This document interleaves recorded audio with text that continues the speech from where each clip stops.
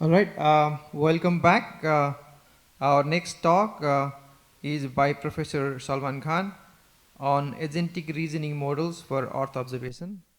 Professor Salman Khan is an associate professor at MBUJAI, where he leads large-scale initiatives at the intersection of artificial intelligence, climate resilience, and Earth observation. He has co-authored over 200 papers in top AI venues, regularly serves as area chair at leading AI conferences. His work has been recognized with many awards, including the Best Paper Award at ICML Terabytes this year in 2025. Let's welcome Salman.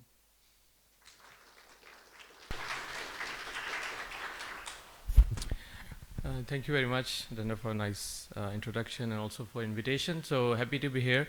My name is Salman. I will be talking about our recent works on agentic reasoning models. So my core background is in vision and machine learning. And then, since last 5 years, we have been actively seeing how many of these fundamental ideas could be applied for solving some really crucial Earth observation problems. So let's begin with the challenge, as we have been discussing today and yesterday as well. We have huge amount of data available via these satellites. ESA has a plan going forward as well to have further satellites with more detailed sensors on board. And the challenge really is, can we connect all these dots, right? Can we enable complex reasoning which can models that can look through spatial imagery, they can do spatial temporal reasoning across different spectral bands, perhaps also connect many other layers which are available for us. For example, road networks, key sort of locations, information which is available with government agencies via their specific layers as well, and so on. So this is the big challenge. Now, if we look today, these are images from before and after of a disaster. It was due to the storm Daniel in 2023, which struck Libya, Derna region, and there were around 10,000 people displaced, 6,000 casualties due to this. And on the left, you can see the before disaster image, where you can see structures like dam and so on.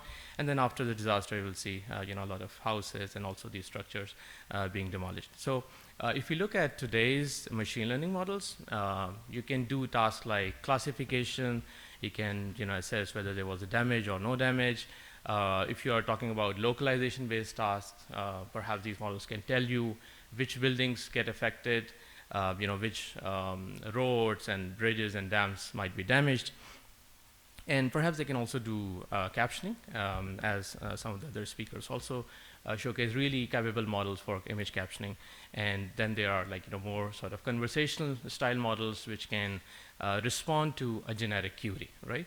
But again, we will note that most of this machine learning models capability stay at sort of a superficial level. They don't explain causes, predict consequences of our current sort of observations, and also do not really support decision making in these scenarios, right? And this is relevant to what further was presenting on moving beyond just observations and analysis of the data towards prediction and also prescription based models.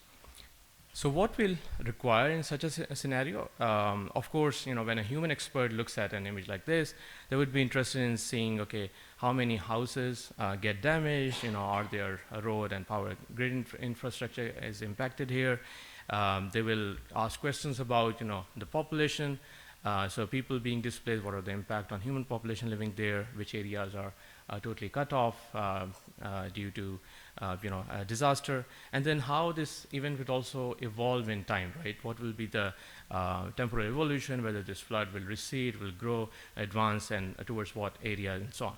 And again, towards relief effort, what should be the volume of relief activity, what should be the timing, what should be the priority according to a given scenario.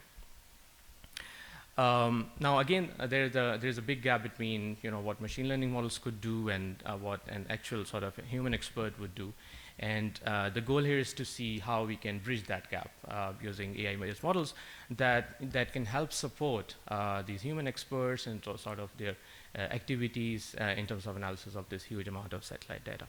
So I will take this as a case study. This is again for the same region, Derna region, as I presented before in Libya.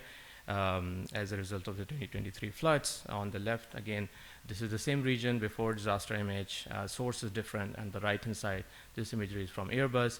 And this is an sort of a sample analysis which the United Nations Satellite Center conducted to understand how much impact is there. And we'll just try to understand what sort of workflow a human expert goes through. So you start at the top. So first of all, the experts will collect pre- and post-disaster satellite imagery from different sources. Then they will actually, this is quite important because image acquisition depends on the satellite schedule, the cloud cover. You need to have a full coverage in order to do a proper assessment. And based on that, they will add building footprints, base maps on top of that. They will align, manually inspect these images for damage. They will look at fine-grained structural, for example, cues over there. And for this, they have to prioritize on a specific set of houses only. They cannot do this process over the whole set of building structures and so on. So of course, there is a sampling and prioritizing which happens over here. Based on that, they provide some labels and they do categorization. This is compiled into sort of a report, which is then manually validated. And the result is something like this. They have regularly different reports after disaster events, which try to summarize. Sometimes this is validated based on ground information. Sometimes it is released before the validation. Now, the United Nations Satellite Office, in collaboration with Google, they tested, a model which was released by Google for disaster assessment, building damage assessment. It's the SKY model. So this can really help in automating some part of this workflow, right? So if you can see here, in terms of overlaying building footprints and base map, this is where such an AI model is going to help. And also, when the experts provide labels, these models can actually extend that to other regions, right, and extrapolate that. And again, this can help in increasing the coverage and covering more parts and having a better estimate of these damages. So they showed by this study that you could scale up in terms of region by 7 times, and you can reduce the time which is required for this coverage via AI assisted tools. As you can see on the right hand side, there are a lot more red dots, which means that these are all the damaged buildings which were picked up. They were not picked up in the manual assessment, but using the model, the SKY model, they first applied the zero-shot model, then they, with a small bit of annotation, they fine-tuned that. So this is of course encouraging, but the question is really, in these sort of scenarios, can AI help more? And as we started our discussion, that it seems, with large language models and vision language model, foundation models, seems we should be able to do more rather than just classification, detection, and so on. So how an AI agent can help for such Earth observation tasks? So perhaps, an AI agent would have to, first of all, fetch this multi-sensory imagery, align those geospatial layers. It would need to find, look at the timing, the cloud coverage, and so on. So all of that will go at the back end. Then it needs to be able to use the existing geospatial models which are available, but also adapt them if there is a requirement. So if there are, for example, small number of experts annotations available in a scenario like the one I explained before, they should be able to adapt them as well. Then integration of external tools beyond the simple models in terms of the logistical models, how the weather is going to change based on weather forecast perhaps, hydrology models if you are working with, forecasting how a flood will grow going forward and so on. And this is all because generally these agentic pipelines are working with an LLM framework.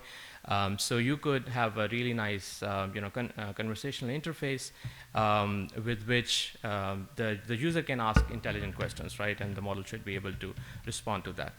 The human feedback and verification is really important. This is going to help these models reshape its behavior.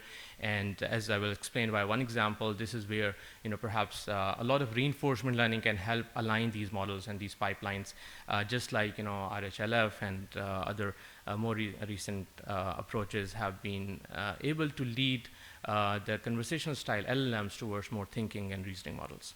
And the eventual goal is to see if we can generate maps, specific reports, or action plans for the specific stakeholders.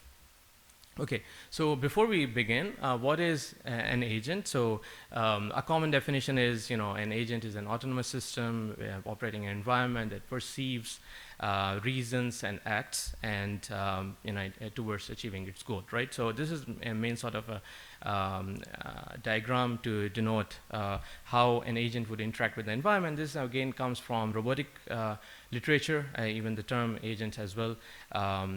You will see that in the traditional literature, but now I think there's with the renewed interest in LLMs and their capabilities, it's very exciting to see how we can use LLMs, which are basically the augmented LLM core, which can do planning in these scenarios, and then it can utilize certain tools. It has access to memory. This memory could be short-term and long-term, and then based on that, it can do actions, right? And these actions, in our case, would be in digital space. In embodied reasoning task, these actions would be in physical environment as well. And then there is a loop based on the feedback which we receive from the environment. Now, why geospatial agents could be attractive? Of course, as I mentioned earlier, there is this natural language interface is really interesting because it can allow to do a diverse range of generalized tasks. The tool awareness and then the ability to extend this tool set is also really exciting. This means that we can continue to grow capabilities if we have a really strong orchestrator which can learn to use the right tools at the right times. And of course, automation, faster insights, again, keeping the experts in the loop so that we are supporting them and not necessarily replacing their efforts. So this is sort of what we expect an agentic a pipeline for Earth observation will look like. We can have a diverse range of input sources coming in from optical imagery, radar sensing signals, LiDAR for 3D, in situ, ground monuments, reports, textual data, whatever historical sort of efforts, studies have been conducted already. And this is going to be one input, but then the agent core here would also have access to the memory. I will talk about the main components here, which are really the memory, tools, and planning. But then the users can interact with the system. It will have specific goals, and based on that, it will take certain actions. There's also a possibility, just like what Further mentioned, you can have a multi-agent framework as well, where a specific agent is dedicated to one task, and then there is sort of a meta agent which is learning to coordinate between different agents as well. Now, here, there are three main pillars where generally this agentic pipeline will stand on, and I would like to quickly just do a quick overview of what exactly we mean by tools, memory, and planning in this context. So planning is perhaps the most important part.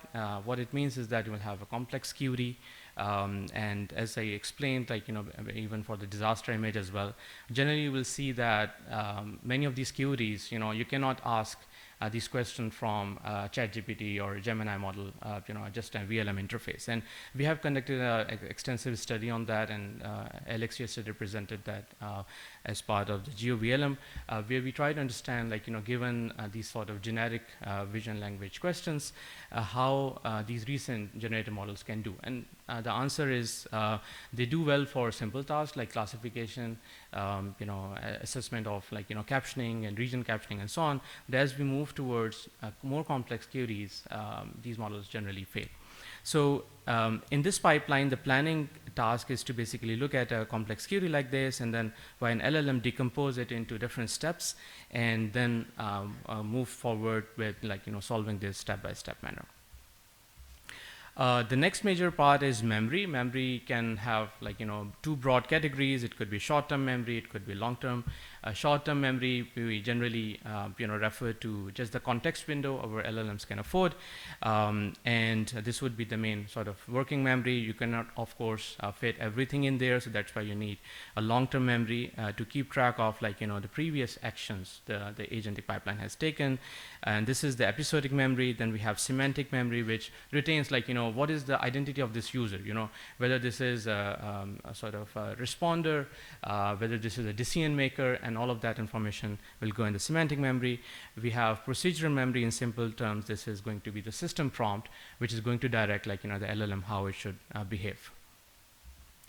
Again, in procedural memory, we can have two set of information. It could be implicit. So these are just the weights which LLM obtains after a long history of training. And it could also be explicit knowledge via, for example, prompting and so on. Now, in terms of tools, there are, again, two big category of tools. Generally, in Earth observation applications as well, either we will be fetching in information from different data sources, or we'll be taking actions, right? And for example, if you want to find, what is the weather will be today, what kind of weather will be today in Amsterdam, perhaps, you need to fetch some information for this. You need to do a search, and then you need to, combine that with certain actions to provide the final response. So based on this sort of structure and agentic pipeline, we develop, first of all, an extensive benchmark just to try to understand where the current sort of LLMs fail, right? So if we take an existing best model, ChatGPT or Gemini, and we ask it to do a given complex query and an image pair, if you ask a complex question, right, how well they can do. So this is one main first task for us, just trying to understand, what is the capability of existing models. So for this, we develop a benchmark. It's a very recent benchmark called ThinkGeo, where we have a lot of different sort of complex queries tied with these images, right? And this is one example. So we have, again, a before and after disaster image. And the query is, after disaster, what is the ratio of completely destroyed to partially damaged? This damage could be minor or major buildings. And how many 3-ton relief shipments are needed if each shipment can service 5 damaged structures, right? So again, a complex query, and in this benchmark, we manually annotate all these different steps. This is according to the React framework, which is reasoning and action, and followed by that, we have an observation.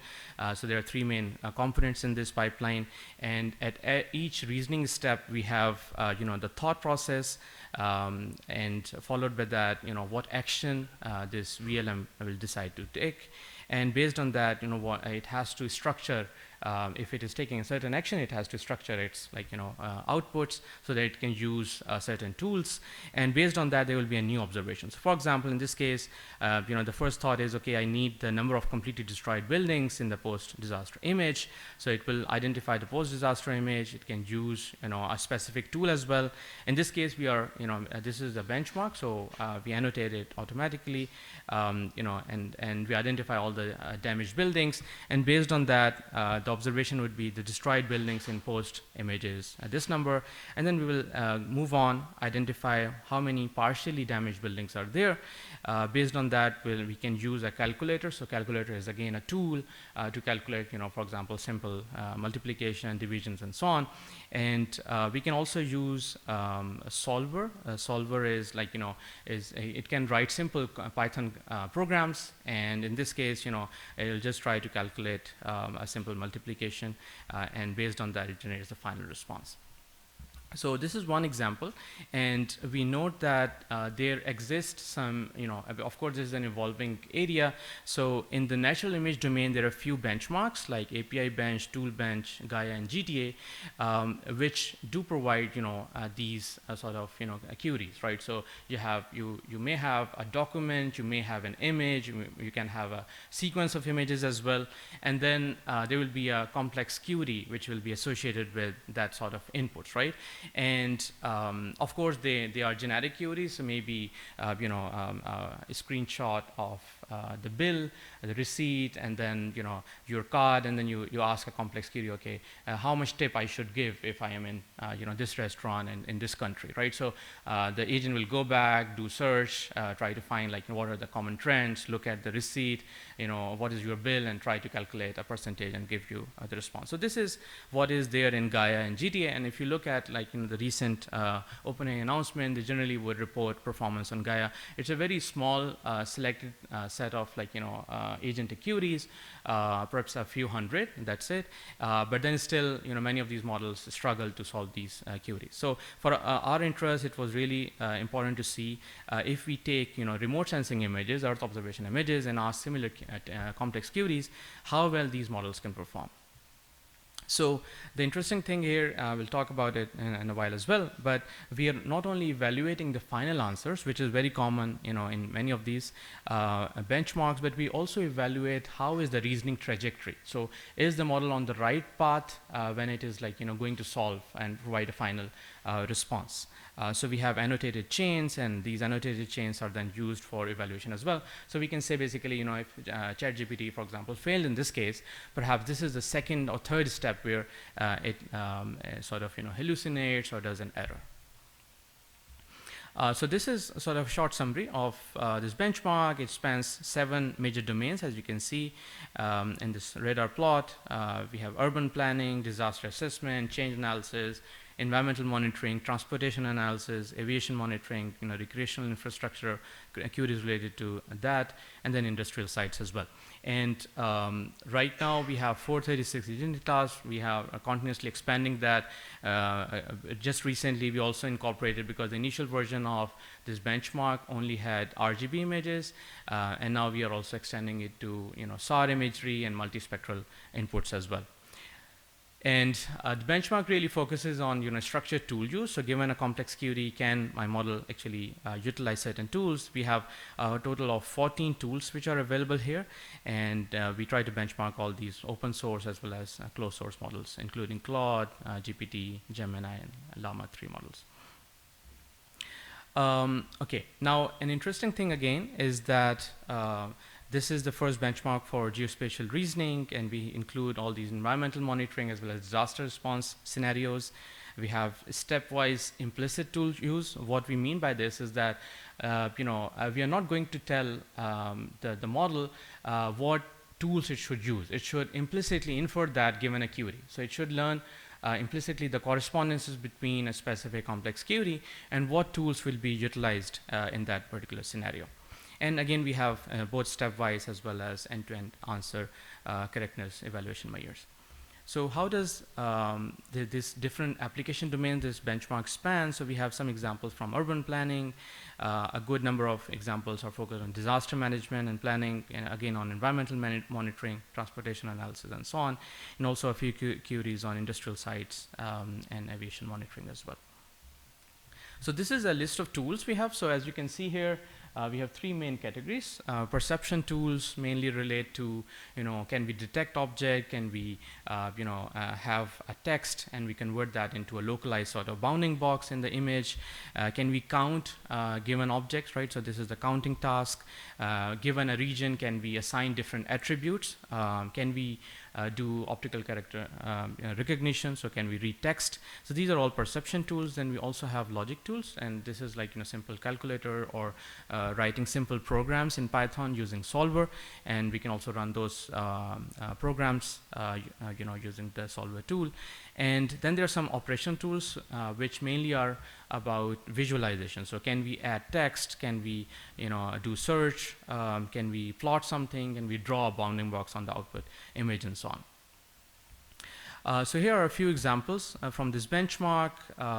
So in this case, the user is asking, okay, how many cars are parked within a 50-meter perimeter around the house using a ground spatial distance of this. And the first task then is to locate the house here, and this is shown in red.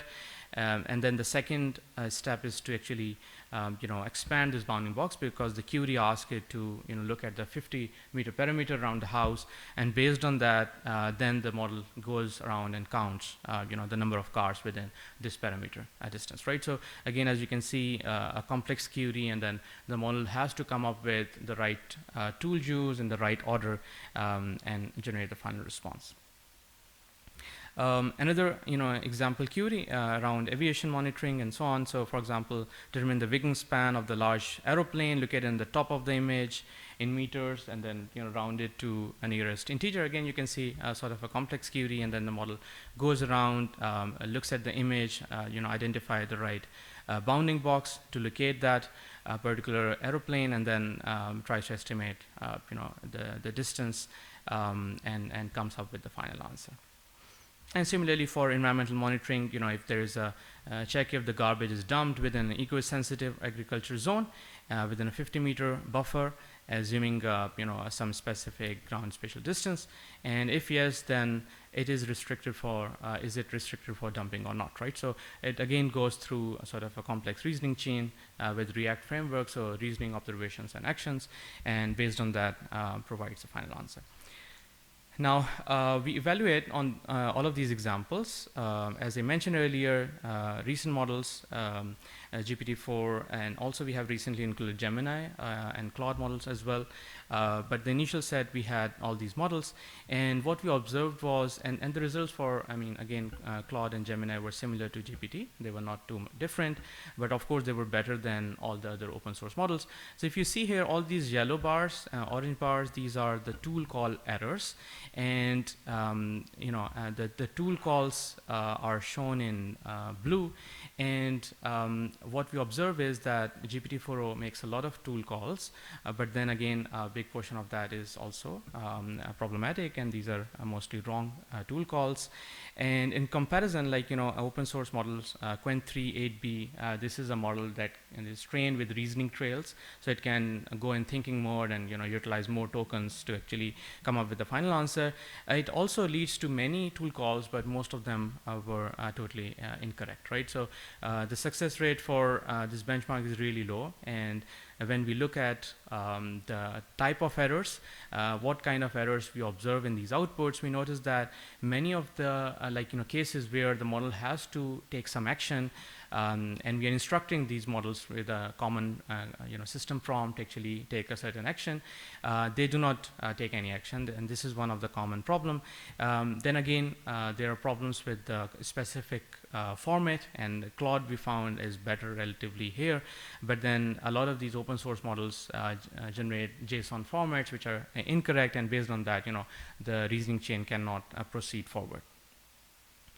Similarly, for tool call analysis, we had much higher rates for the open source models, and for closed source models, relatively it was lower, but still it's a substantial number. And again, one thing to note here is that mainly we're talking about the tool calling and the format and so on. We're not talking about the errors in perception, because that is another topic. A model, if it does not locate a specific object, it does not recognize a specific structure and so on, the counting is incorrect and so on. So those sort of errors are also separate.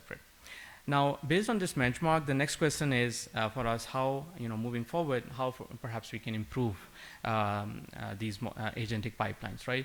And we think perhaps we need major advancement in 3 main frontiers, and of course there are already really good efforts in this space, and we need to connect them and bring them in and Earth observation agentic pipelines. So I will cover quickly 3 main directions in this space, and some of our efforts in this directions as well. Each of these directions I will cover one paper from our recent work. So first of all, as further also mentioned, all these agentic pipelines right now, they are based on generic models.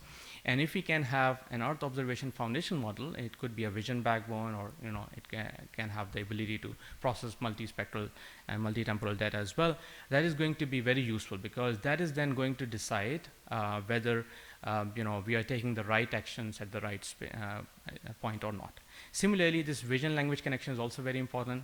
Based on these foundation models, perhaps we'll need more strong vision language models, which are more diverse, more unified models, and can actually do perception in a much better way for Earth observation imagery. And the third category is going to be the reasoning and thinking models, and I will present some of our early works in this direction finally.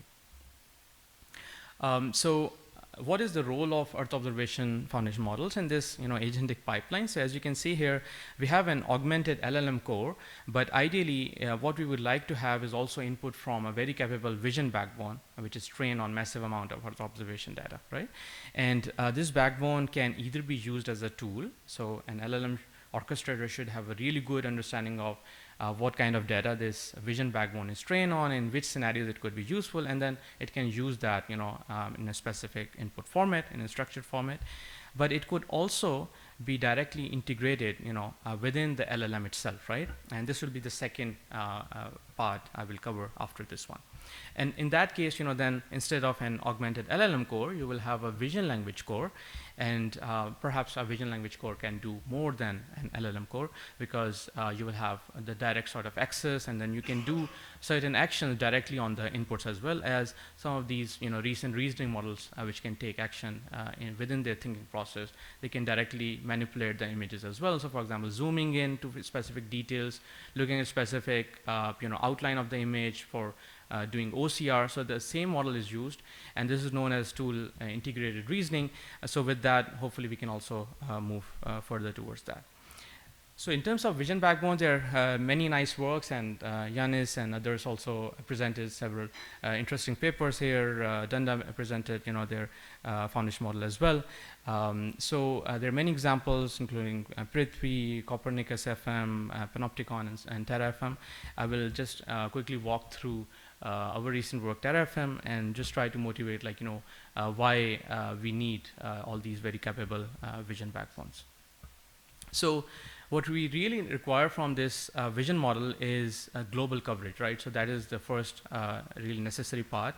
And for this one, Terra FM, we train on Major Tom dataset, and to my knowledge, this is the only model which is trained on this extensive dataset. So Major Tom is sort of a spatially aligned dataset of Sentinel-2 and Sentinel-1 imagery. So there are Sentinel-2 inputs coming in from two sensors, L1C and L2C, and we also have the perfectly aligned Sentinel-1 imagery over here. So this we believe this could be a good sort of starting point for us to train a foundation model which can reason across different modalities.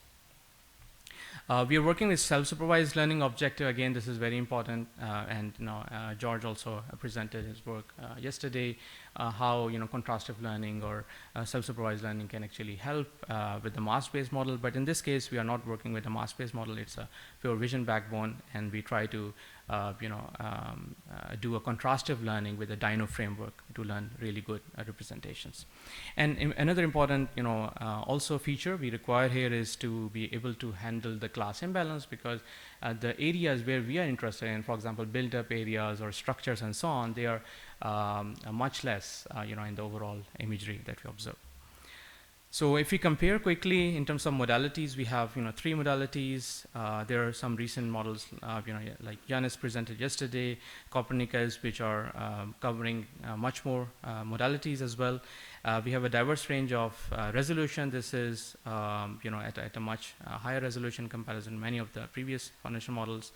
We are working with relatively large tile size, 534, but then the more important detail is actually, in terms of the benchmarks, we evaluate on both the recent Copernicus bench and also the GeoBench, what Alex presented. Now, in terms of pixels, if you see here, we have a much larger number, and this is because we have, more modalities, and the resolution is higher, right? Although the number of patches are similar to Copernicus FM, but still, because the resolution is better, we end up with a much larger number of pixels over here.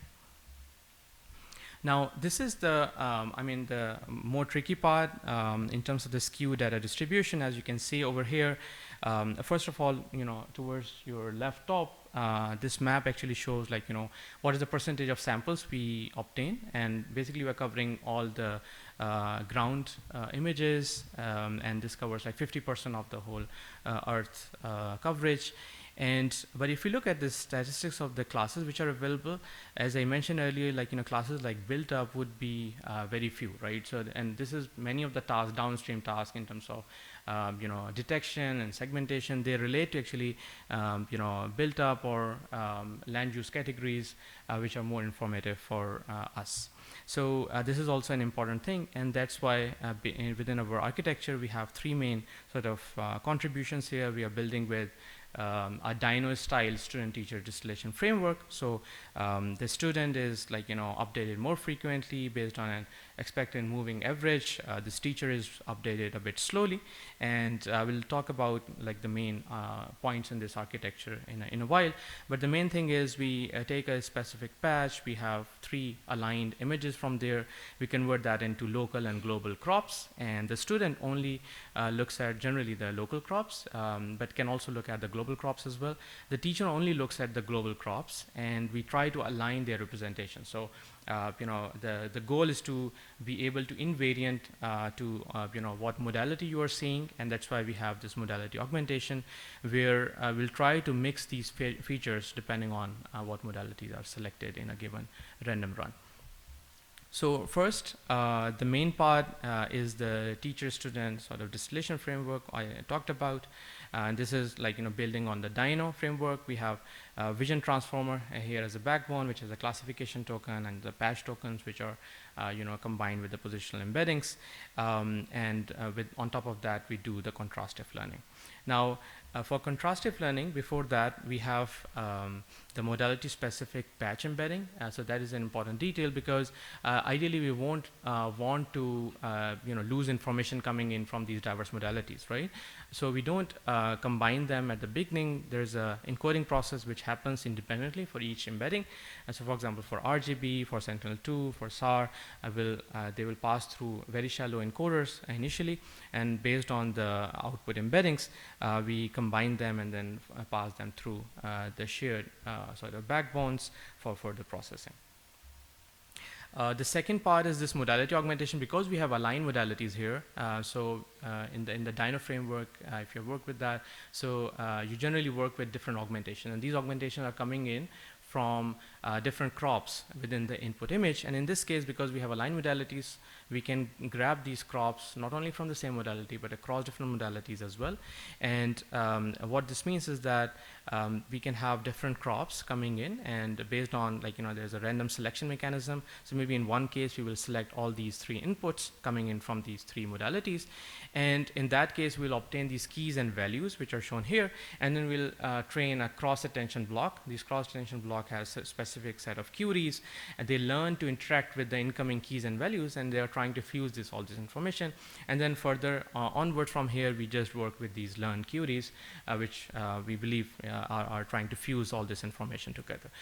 In some passes, we can also just work with a single modality, right? So this random function is just selectively selecting certain modalities on the go, and if we have a single modality, it will just proceed. But if we have multiple modalities coming in, they are pooled together or combined using this cross-attention framework. All right. Then on top of that, we have the self-supervised objective. This is the standard contrastive learning objective, which is used in Dino. And if you look at this first summation here, these are all the global views. So this is the teacher sort of process here. The teacher looks at all the global views, and then the student looks at both the local and the global views, right? And what we are trying to do here with the skew function is basically our predictions, and we want to align the predictions coming in from our student with the predictions coming in from our teacher when they they're looking at 2 different views. And these different views could be across different spatial positions and also across different modalities.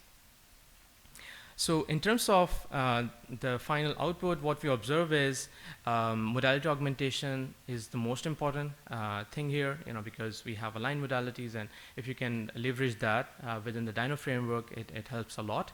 And on top of that, we have a dual centering mechanism. I didn't discuss that in detail, but it's sort of a simple process where you learn to only focus on more rare classes, right? So you try to nullify the effect of more frequent classes, and you just try to focus more on relatively rare classes, because those are the more interesting ones in downstream tasks. And all of these are different downstream data sets. So Ben is the big EarthNet data set, ES is the Euroset, and then Cashewplan. These are all from the GeoBench as well. And finally, the fusion is also helpful, but relatively less in comparison to modality augmentation. So we do a comprehensive evaluation. You can check more details in the paper. Due to shortage of time, I couldn't cover all the results, but this is a quick snapshot. We evaluate across different data sets in both GeoBench and Copernicus bench as well. And we compare with all recent backbones, including Galileo, DOFA, Prithvi, V2, and so on. Okay, now this is nice. Of course, there are many other, as I explained, there are many competing efforts which are trying to train really capable vision backbones for Earth observation. But as I explained earlier, perhaps what we need is a very tight connection between vision and language, right? So that given a complex query, this agentic pipeline can understand what is expected at a given point, right? So for this, again, having this tight connection between vision and language is very important. And this can also enable the conversational capabilities, right? So we can ask any natural language question and expect this model to generate a response which is aligned with the user input. So we did the first work in this direction. It was published in CVPR 24 last year. And this was a unified model for geospatial imagery that tried to connect a Vicuna LLM, large language model, with a vision backbone. So we were building on Lava framework for that. And this was the first model which could do all of these tasks, right? So you can see example of visual question answering, asking a simple question, and then the model will respond back with the count of the chords. You can also do referring expression. So what we mean here is that we'll give a specific language expression. It's a rich expression, and then the model will try to locate that in the input image. So it will give us a bounding box. We can also do multi-turn conversation, so just like you chat with an LLM, and we can also provide a specific region and ask the model to explain that. So for example, I can give this particular box and ask, what is this in this region? And as you can see here, we gave this sort of blue box, and it's explained this is a small white car. And again, we can do other standard tasks like classification, captioning, and so on. And the goal was again to see how we can unify, first of all, a lot of these staggered tasks in remote sensing domain, and have a unified conversational framework which can provide responses in response to these open-ended images. So this was a GeoChat, but of course there were a number of limitations. This was the initial effort. So as a follow-up work, which was presented this year in June in CVPR, we tried to go a step ahead, and we call this model Earth Dialogue, and in short we call it Earth Dial. And the goal was to see how we can integrate multispectral and multitemporal inputs as well, because in the previous model we're mainly working with RGB inputs, but a lot of satellite data is it varies in resolution, it varies in spectral bands, it varies in the temporal sort of coverage. Sometimes we have bitemporal images, sometimes multitemporal images. So this was an effort trying to see how we can scale beyond just the RGB based vision language model. So on top you can see all these different data modalities we try to cover and integrate in our data set, and down below these are all different applications, downstream applications we evaluate on. And we evaluated this model on roughly 40 different data sets, which encompass all these different downstream applications. And a quick sort of summary of what were the key capabilities. So this model can do object detection. It can also work with high resolution as well as low resolution imagery. We have multilingual capability as well, but this is not something coming from our training. It is something inherent in the LLM, which is of course trained with many different languages. But this is again something which can be improved going forward. This was a lightweight, efficient design, as I will explain. Next, we were building on PHI model from Microsoft, which is a roughly 3.8 billion parametric model, so not too big. And we showed that it could reach to similar performance as we can get from even larger LLM and vision backbones. So some downstream applications, we try to cover as diverse applications as we could. So we have examples from land use, land cover mapping, flood damage assessment, visual object grounding, tree species classification, monitoring deforestation, and so on. So this is again a bit dense table where we are trying to just compare with all the existing benchmarks at that time, which are available in the vision language model. So there are models like GAIA, LHRS, our own GeoChat model previously, which we developed, which provide a number of samples, and these are all different sort of types of tasks that these models support. And in our case, we are working with relatively much larger set of 11 million samples. Again, we started with even a larger set based on setless imagery and a combination of all these different data sources we could found with permissive licenses. And we started with sort of a 25 million set. We narrow it down, and after refinement, end up with an 11 million subset. And this subset again encompasses optical, SAR imagery, Sentinel-2. We have IR images, NAPE images, which are much higher resolution, and so on. So what does the model look like? It's a relatively simple model. A Phi-3 vision backbone is, the LLM backbone is used from Phi-3. And then we have a vision encoder. This is sort of a distilled version of intern VIT, the larger model. So it's a 300 million model, but it's distilled from another bigger 6 billion model. And this was already provided by intern VIT, so we are building on that. And given an input query, if we are working with a much higher resolution imagery, as shown on the left, we'll extract different tiles, we'll stack them together, and then pass them through the vision encoder. If we are working with a multispectral input, what we'll do is that we'll do data fusion. So we'll again pass all these queries through the vision encoder, then we'll concatenate all these representations as shown on the right-hand side. And then after this pooling mechanism, we still end up with a similar set of tokens as we will have for a single RGB image. So, it does not matter whether we have a multi-temporal sequence or a multispectral or, SAR imagery. This backbone can still process all those imagery, and then we do a unified training to enable all these downstream tasks. So how does the training proceeds? We start with a relatively much larger set of millions of images, but a domain which is relatively similar to the natural image domain. So in this case, we start with low and high resolution data sets. These annotations are not perfect. These are noisy annotations because again, we obtain them from sources like, we use VLMs to actually generate captions, generate descriptions, and so on. So this is a noisy data set. We work with, of course, metadata wherever it's available. We work with, OSM labels as well to extract this data set, but this is still noisy. So we introduce that.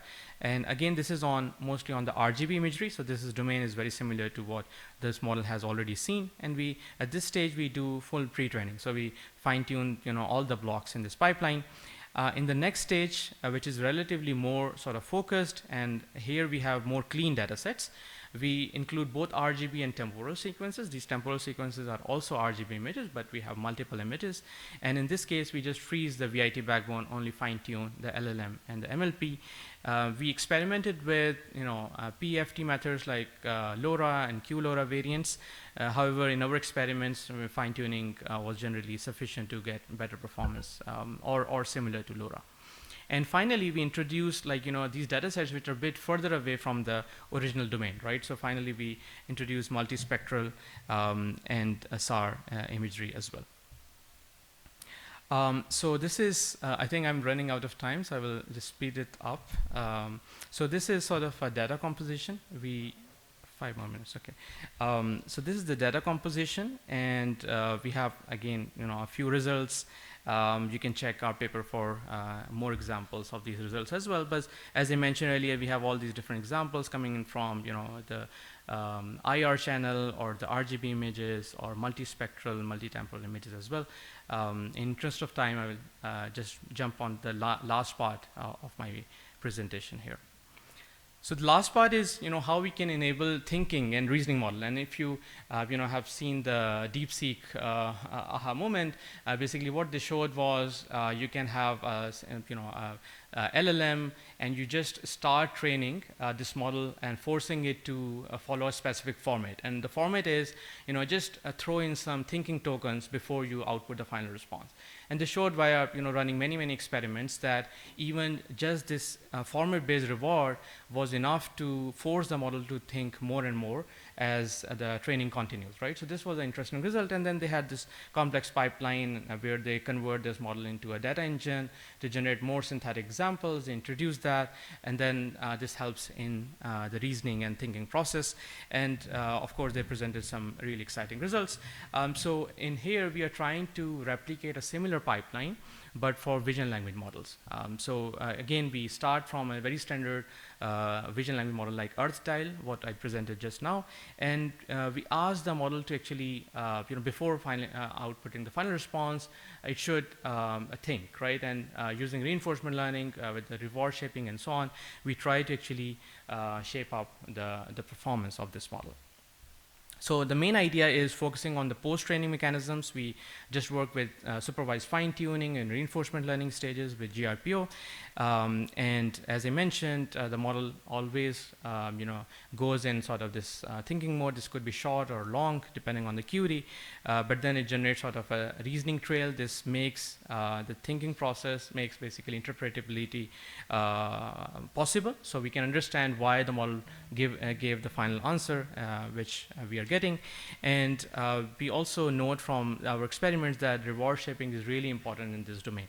So as you can see on the right hand side, we are evaluating on all these different data sets. There are a total of 40 data sets, but covering all these different domains. And in some cases, especially for the object detection, we notice a significant improvements. For example, all these are absolute improvements we get over CVPR25 EarthDial model. And again, you will see big improvements on disaster object detection and so on. We notice that for captioning, because these models are already very good in captioning tasks, generally on captioning, the improvement is not that much.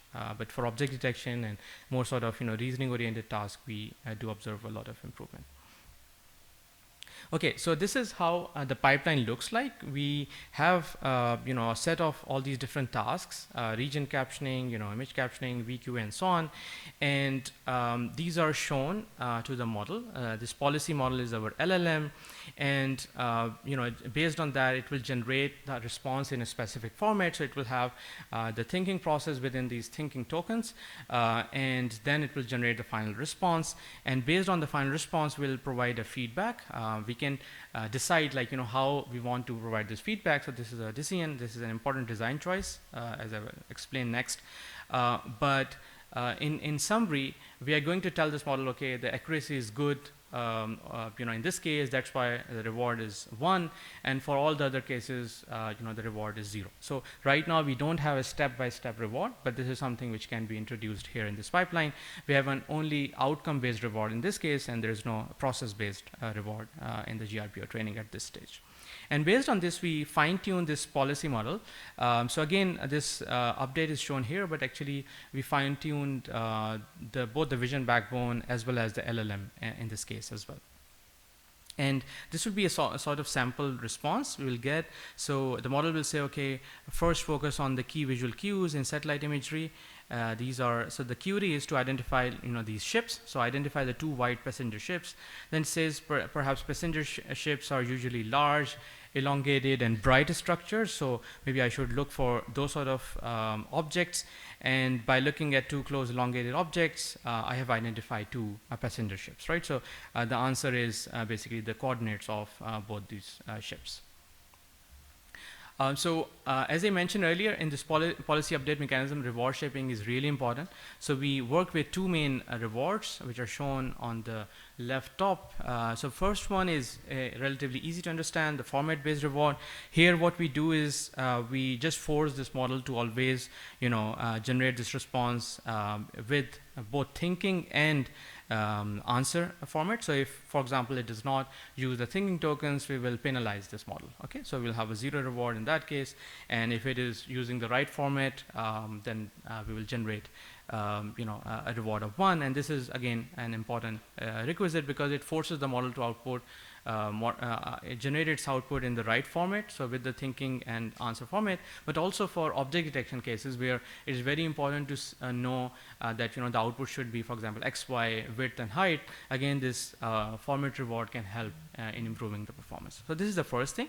Then we have a task specific reward mechanism where we look at the given task. So for example, if the user is asking about object detection, so give me the location of the two planes on the left in the remote sensing image. Again, sorry, the text is a bit dense, but then the model will go in this thinking mode, will try to come up with the reasoning, and then the reward in this case would be a detection based reward, right? So we'll calculate something like an intersection over union to force this model to generate the right bounding boxes. And similarly, for other cases like temporal change detection, we will have a reward which is based on an HSLR matrix. So this is a combination of S-BERT embedding similarity and a lexical metric reward. And we have more details. So again, this paper is not out yet. We are hoping to release it in the coming few weeks, but you can find a lot more details and more detailed analysis in terms of what is the impact of different rewards on each of these individual tasks. But in summary, these reward shaping can have a big difference on the final performance. So here are some qualitative results. Referring segmentation task, can you provide the segmentation mask for an oval ground? And the model will generate a sort of output mask. Again, in this case, as you can see here, we have a combination of a mean intersection over union and S-BERT, because we want to have a good textual output as well as a good localization, right? And similarly for other tasks as well, we experiment with different combinations. So this is another example of referring instance segmentation. Can you provide the instance mask for the tennis courts? And the model will generate these segmentation masks which are specific to each tennis court. And we have a combination of, again, the referring reward as well as the intersection over union. So a few more examples. I will like to move towards a more sort of temporal change detection, which is more interesting. Here we are using a combination of both localization and also the textual based rewards, just to see how this model outcomes can be reshaped with the right reward setting. And again, something we note from our experiments is that if you have a data set used for this fine tuning which is too hard, this does not result in any good performance with the reinforcement learning. And also, if you have really simple examples shown in this reinforcement learning process, it also leads to not so good results. And you really need to have a balance between sort of medium sort of examples where model is doing sometimes the right thing and sometimes the wrong thing, and that really pushes the model towards better performance. Okay, so this is, the three main themes. Now, as you might have noticed, we are mainly focusing on the visual domain, and all of these models I described, they are mostly focused on understanding the images and multispectral inputs.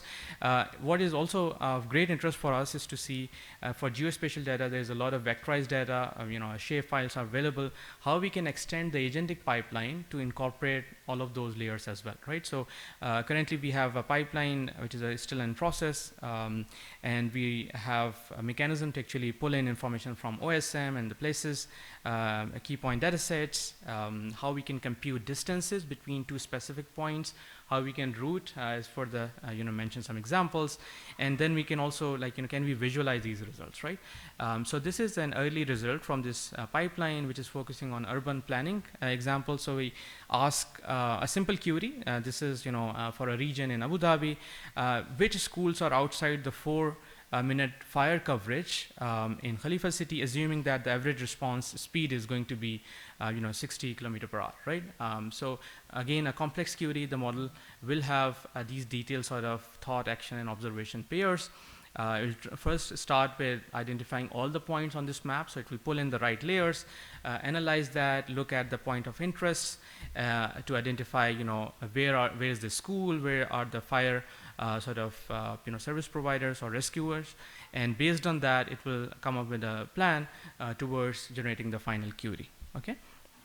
So this is again the input, what this model sort of reads from different layers in the OSM, and based on all this thinking process and so on, it identifies these 6 locations of school locations, which appears to be further away from the fire station, which is at the center in red shown here.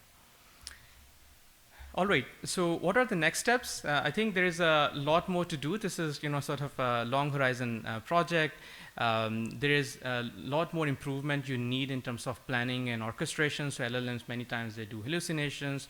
They don't revoke the tools in the right order. The format in which they call the tools can be problematic. And another key, I think, area is this collaboration between, the AI models and the experts, because this reinforcement process, if it is provided by the experts, just trying to mimic, as I showed the example early on, just trying to mimic how a human expert will go on and analyzing all this imagery, that can be really useful in the reinforcement learning in terms of shaping up the behavior of this model. Again, right now we are not working with extensive data sources, memory sources, and so on. This is again an opportunity to actually integrate all those layers, and this is, as I explained, some earlier results.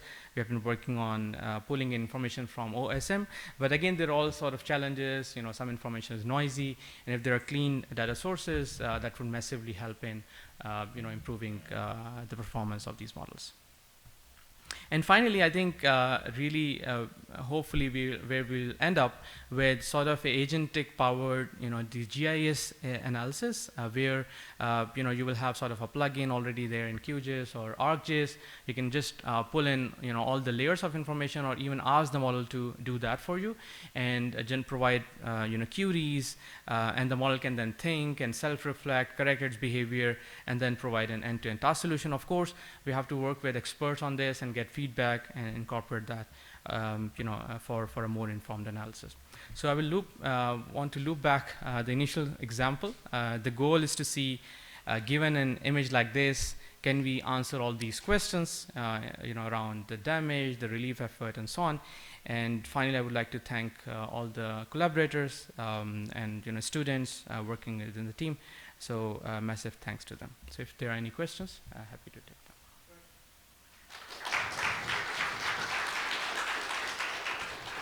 Yeah, thank you very much for a very exciting talk. With that, we're open to questions.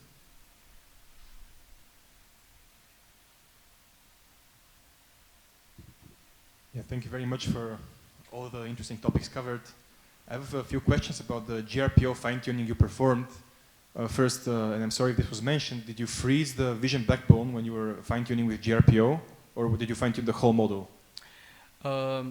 Yeah, as far as I remember, we fine-tuned the whole model.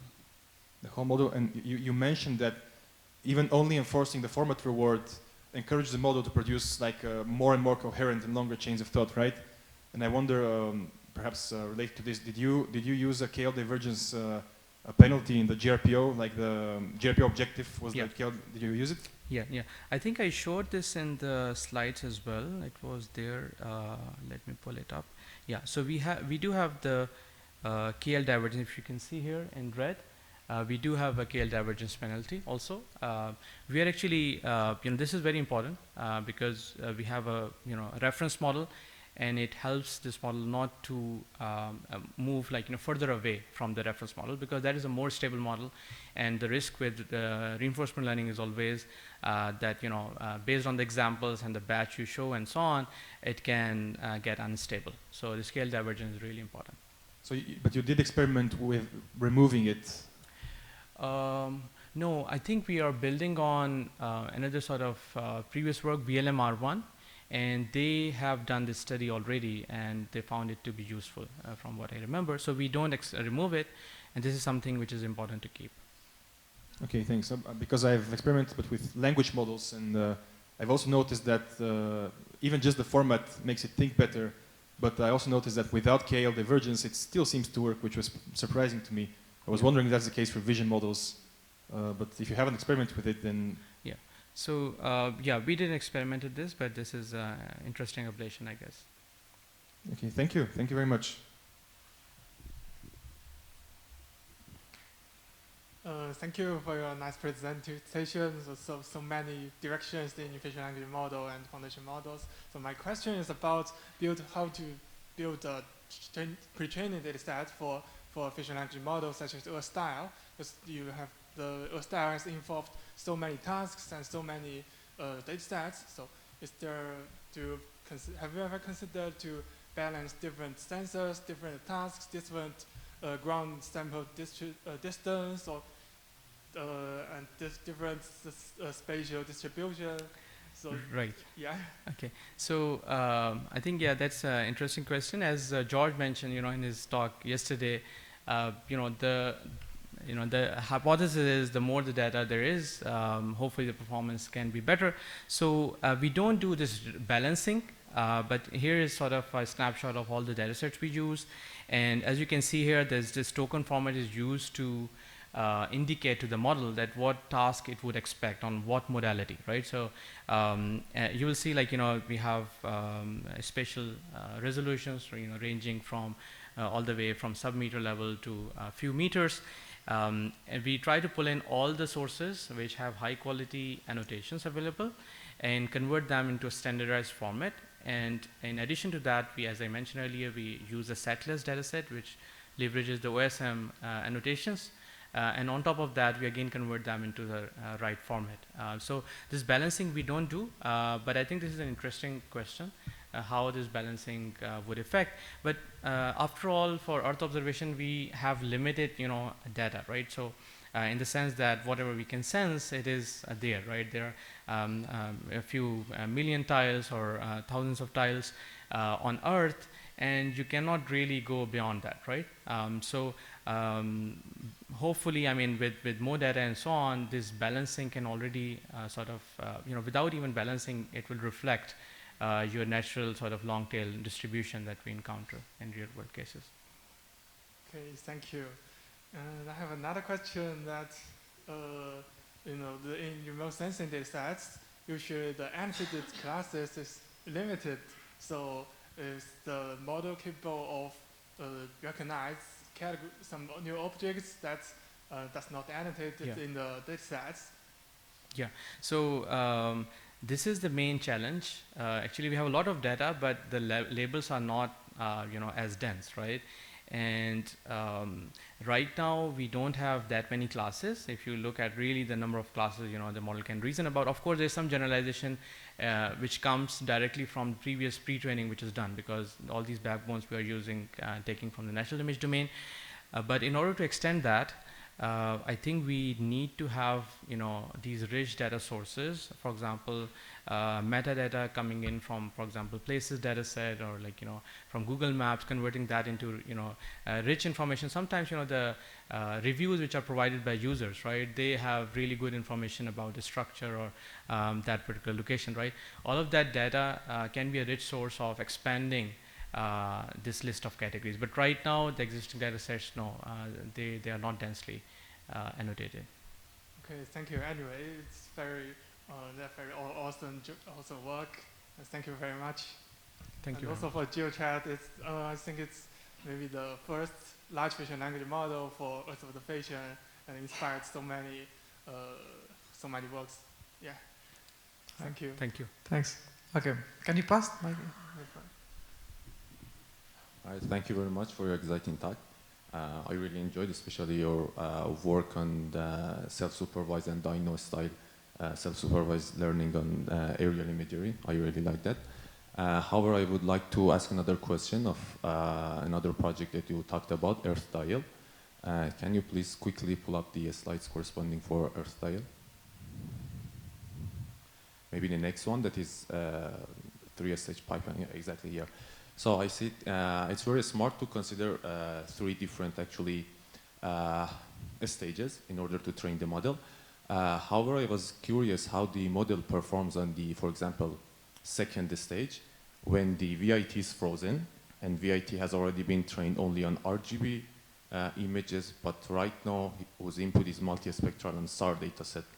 So I was curious how this VIT would perform on this newly input data that has never been trained on. Right. So the second stage model, we do not evaluate on multispectral and multitemporal data because it has never been trained with such data. So what we wanted initially was to have a unified model. Our thought was we'll start from stage 1, stage 2, stage 3. Stage 3 model will be an all-rounder in all the different tasks. Unfortunately, this didn't happen. What we ended up with, actually 2 models. The second stage model works really well for RGB and temporal data sets, but it has never seen multispectral and multitemporal images, so it does not do well on that. And the final model, it does well, very well on multispectral and multitemporal and SAR imagery, the new modalities that we show, but its performance degrades. And we believe this is because of catastrophic forgetting. The solution could be maybe combining both these stages together and then rerunning another run. We did that, and this sort of balances the performance a bit. But at second stage, we don't evaluate definitely on multispectral and SAR imagery. Yeah, perfect. Thanks.